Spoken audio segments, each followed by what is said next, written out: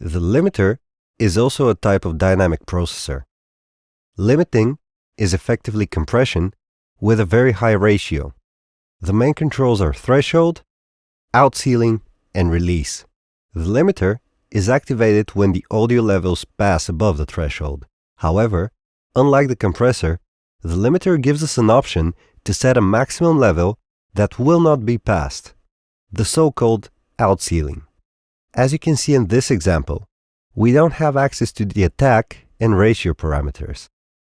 That doesn't mean that the limiter doesn't have these.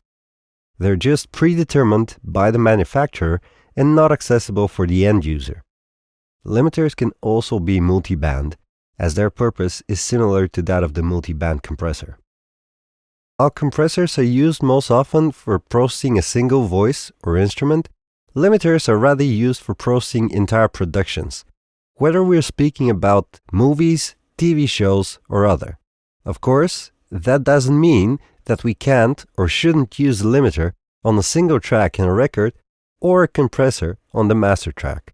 When using a limiter, it's recommended to place it after all previous plugins. By lowering the peak of an audio clip, the dynamic range is reduced, but the loudness increases. Check it out.